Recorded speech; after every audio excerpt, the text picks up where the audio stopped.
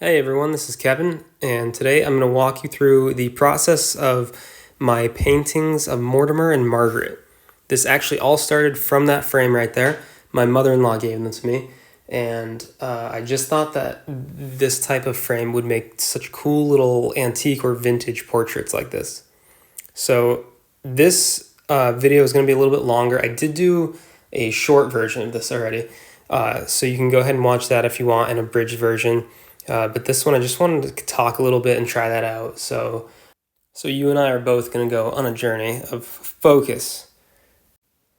So altogether on this one, I think I have like 35 to almost 40 minutes of footage for this piece because I just basically recorded everything I did, but I did sort of want to chop it up and just get through to the bulk of the major points. When I paint, I do a lot in layers. I don't focus solely on like one particular element at a time because I like to let one layer dry, work on something else, and then come back to a different layer. That's just sort of how I've always done it. I've never been a big wet on wet painter. I use it a little bit in this video to create a little bit of a splotchy effect for the skin of the frogs. And as I said earlier, the primary inspiration for why I wanted to make another couple was from that hinging frame that I showed from my mother-in-law. She actually gave me 3 of those, so I'm going to be doing a couple more of these with some other critters. But I love whimsy like this. As if you've seen my other videos, I have a couple of geese that I've done, so I'm really looking forward to doing some more. I'm not sure what critters I'll do. Maybe mice. I think that might be fun, or maybe like foxes or something. For Morty's vest here, I just went super wet and dark with the paint because I wanted it to have the effect of it looking like old wool, and the texture of the paper kind of bleeding through the paint really helps with that. And here's another little wet on wet technique just to create some value for where the collar is digging into his skin.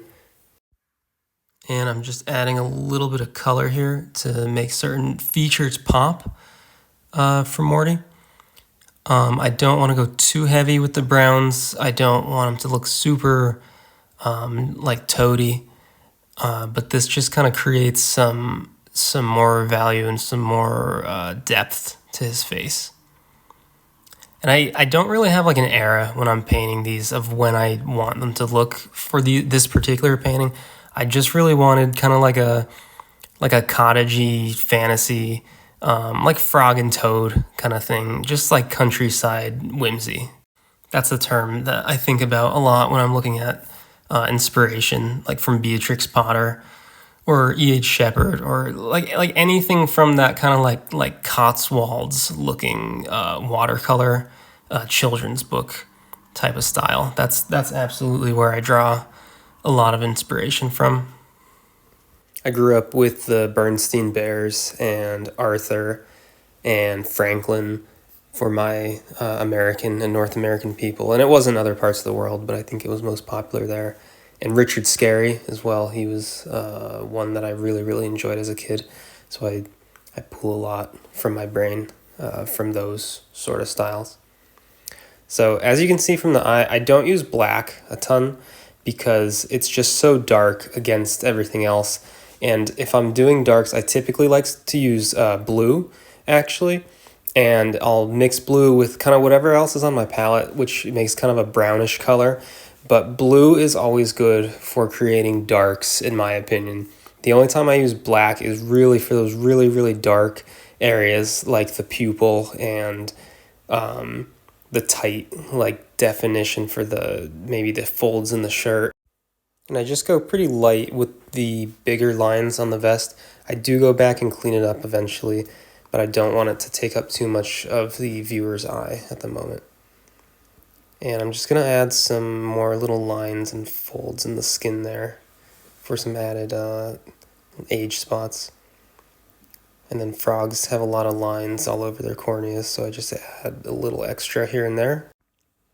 And there we have this lovely bloke called Mortimer. So moving on to Margaret, I did add a pretty wet layer first of a light greenish yellow mixture, and I just add some browns to introduce some value there.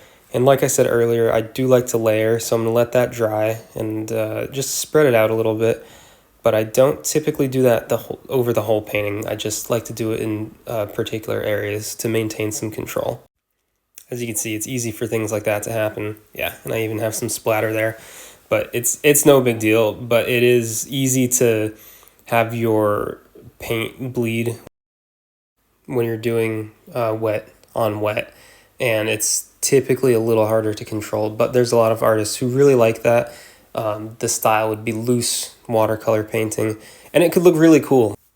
For Margaret's eyes and glasses now, I wanted that thick Coke bottle look to it.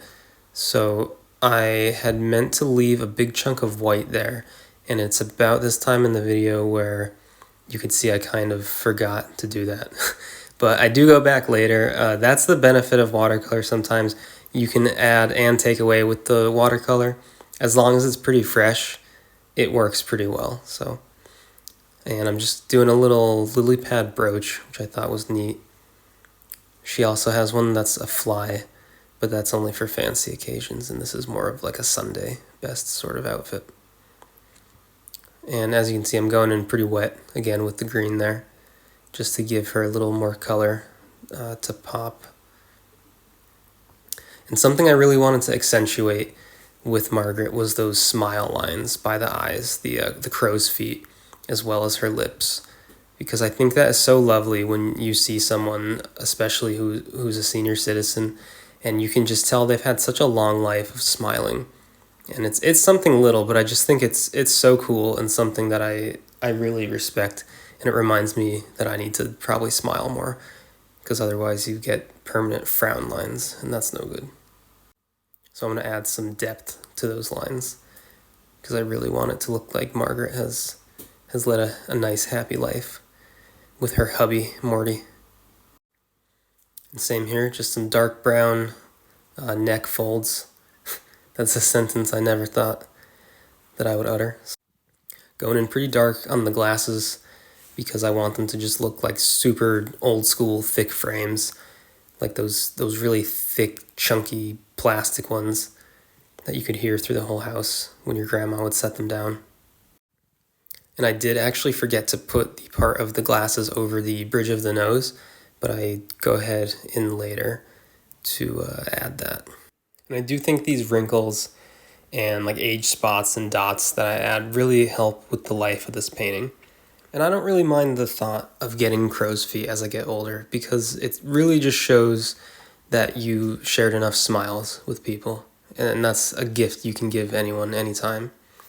So now I'm just pulling the paint down with some heavy water on the lens.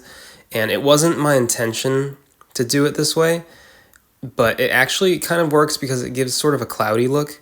And as I said, they're supposed to be kind of vintage glasses, so it does work.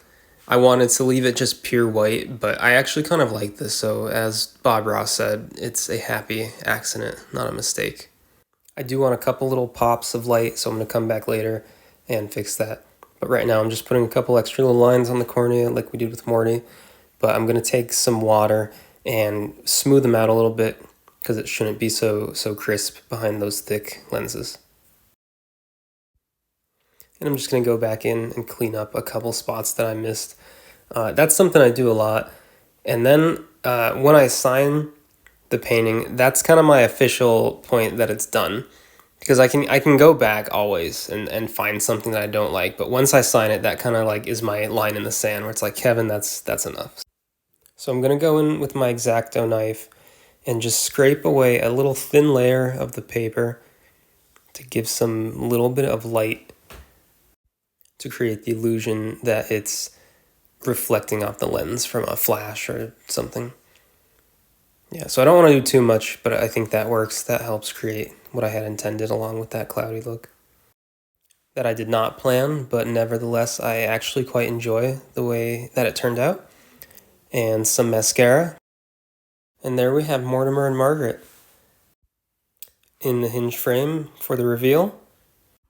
Such a lovely couple. If you enjoyed watching me paint Mortimer and Margaret and would like to see some other whimsical creature paintings, please consider subscribing to me. Thanks for watching, everyone.